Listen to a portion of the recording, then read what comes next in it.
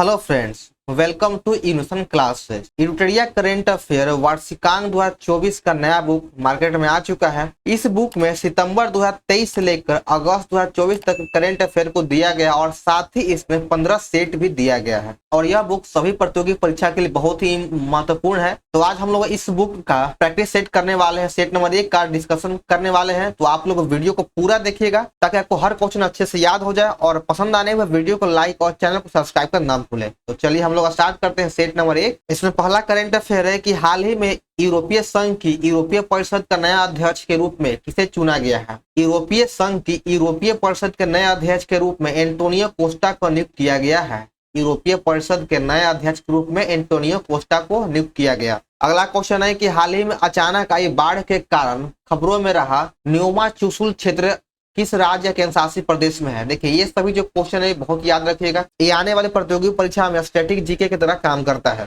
ठीक है, न्योमा चुशुल जो है यह लद्दाख में स्थित है। 3 नंबर सही हो जाएगा, लद्दाख। चौथी बिम्स्टेक सुरक्षा प्रमुखों की बैठक के संबंध में निम्नलिखित कथनों पर विचार कीजिए। इसमें कहता है कि दोनों कथन में से कौन सा कथन सही है। तो इसमें से आपका केवल एक कथन सही है कि यह म्यांमार के नेपीडा में आयोजित किया गया था। म्यांमार के नेपीडा में यह आयोजित किया गया था। बाकी आपका ऑप्शन 2 गलत है, तो इसमें से केवल एक सही है, ऑप्शन ए सही होगा। अगला है 27 जुलाई से 9 अगस्त 2024 के बीच आयोजित अभ्यास खान क्वेस्ट के संबंध में निम्नलिखित कथनों पर विचार कीजिए। अभ्यास खान क्वेस्ट के संबंध में कौन सा दोनों में से कौन सा कथन सही है। तो ये भारत और मंगोलिया के बीच की एक द्विपक्षीय सैन्य अभ्यास है, बिल्कुल गलत है। जो पहला कथन है ये बिल्कुल गलत है। ये भारत और मंगोलिया के बीच में तो होता है, लेकिन ये द्विपक्षीय अभ्यास नहीं है, यह बहुपक्षीय अभ्यास है। बहुपक्षीय अभ्यास ये बहुत सारे देशों के बीच में ही होता है, तो ये गलत हो जाएगा।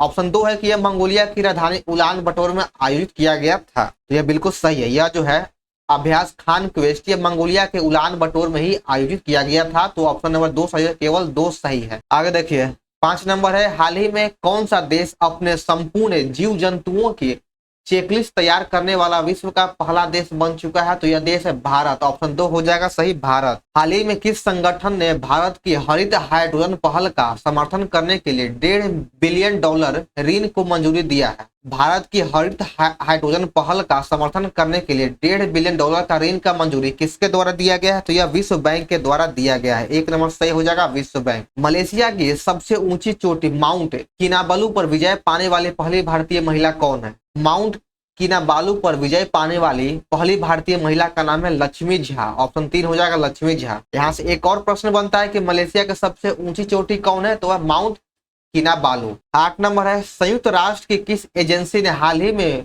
वार्षिक विश्व ड्रग रिपोर्ट जारी किया है। यानी विश्व ड्रग रिपोर्ट किसके द्वारा जारी किया जाता है, तो यह UNODC के द्वारा जारी किया जाता है। 3 नंबर सही हो जाएगा, UNODC। 9 नंबर में मिलान करना है, एक तरफ राज्य है और दूसरी तरफ राज्यपाल है। तेलंगाना के राज्यपाल जिष्णु देव वर्मा है, जो वर्तमान में बना है तेलंगाना के राज्यपाल जिष्णु देव वर्मा।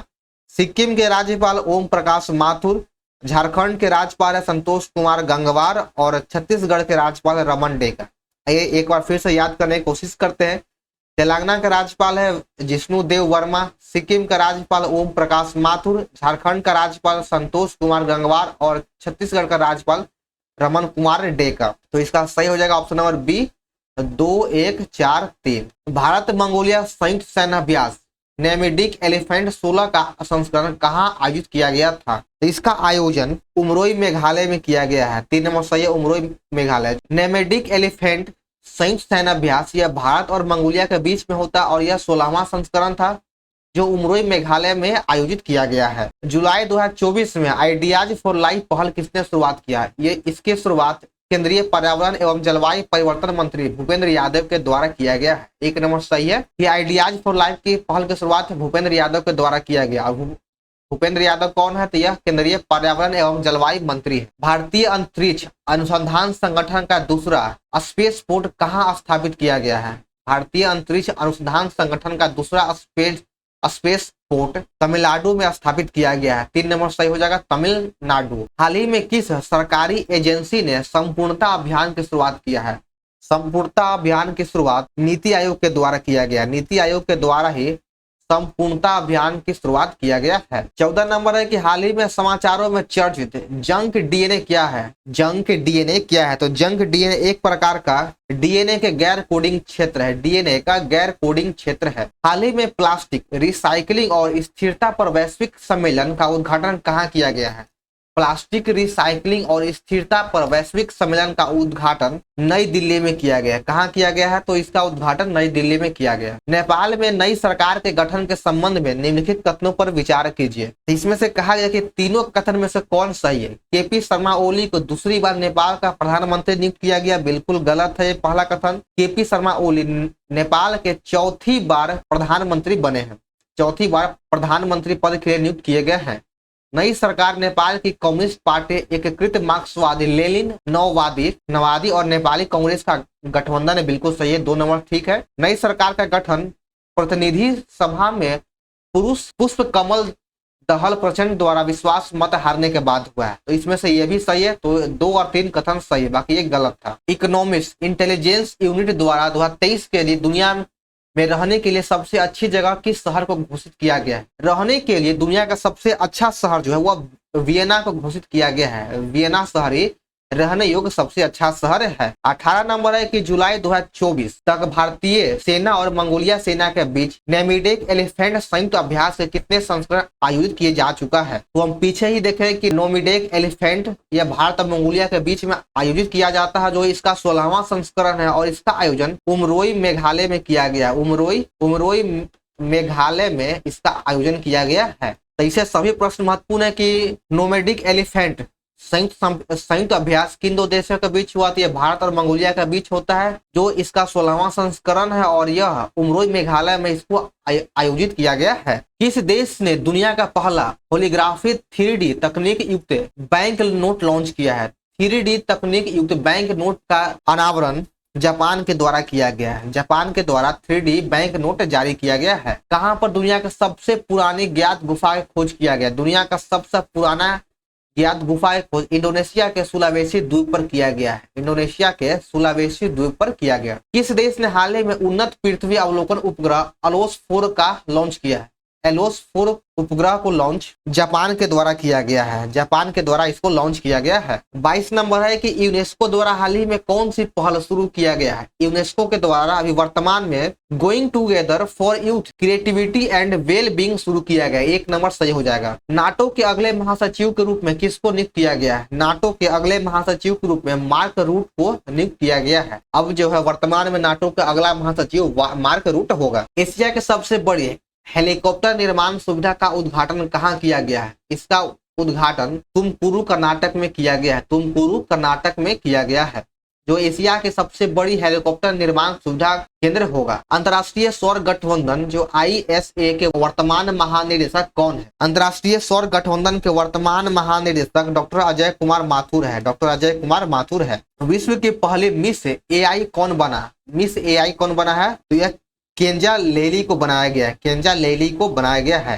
हाल ही में समाचारों में देखा गया एंटारेस क्या है? एंटारेस एक प्रकार का लाल अति दानव तारा है। एंटारेस लाल अति दानव तारा है। 28 नंबर है कि 15 जुलाई 2024 को चौथी बार नेपाल के प्रधानमंत्री के रूप में किसने शपथ ग्रहण किया? तो केपी शर्मा ओली।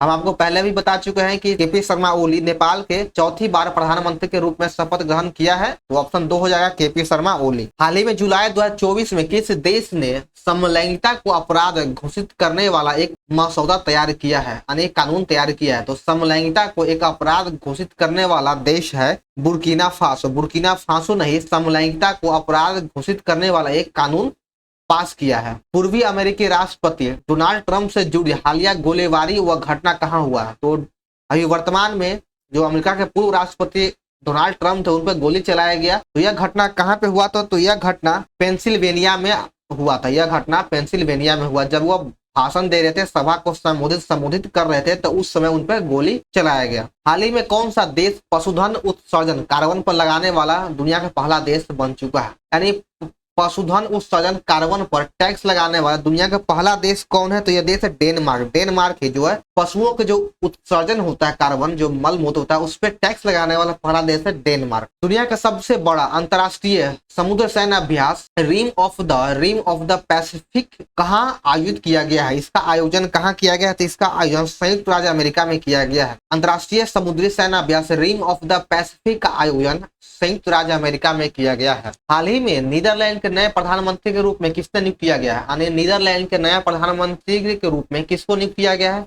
तो नीदरलैंड का वर्तमान में जो नया प्रधानमंत्री बना हुआ है डिक सॉफ नीदरलैंड के प्रधानमंत्री के रूप में चुने गए। तो ऑप्शन डी सही है। अगला प्रश्न है 34 नंबर। हाल ही में इसरो के द्वारा reusable landing vehicle RLV LX-02 के लैंडिंग प्रशिक्षण को सफलतापूर्वक किया गया और इस RLV को क्या नाम दिया गया? इसको पुष्पक नाम दिया गया है। इस RLV को पुष्पक नाम दिया गया है और यह इसरो के द्वारा किया गया, तो इसको याद रखिएगा। आगे 35 नंबर की किस राज्य सरकार ने मुख्यमंत्री माझी लड़की बहन योजना का शुरुआत किया है? मुख्यमंत्री माझी लड़की बहनी योजना की शुरुआत महाराष्ट्र सरकार के द्वारा किया गया। 2 नंबर सही है, महाराष्ट्र। भारत ने कितने साल के बाद ICC विश्व कप का खिताब जीता है? तो भारत 13 साल के बाद ICC विश्व कप का खिताब जीता है, जो अपने नाम कर लिया। जुलाई 2024 में नई दिल्ली में ग्लोबल इंडिया AI समिट का उद्घाटन किसके द्वारा किया गया? इसका उद्घाटन अश्नवी वैष्णव के द्वारा किया गया है। ग्लोबल इंडिया AI समिट का उद्घाटन अश्नवी वैष्णव के द्वारा किया गया और यह कहाँ किया गया? तो यह नई दिल्ली में किया गया। इसको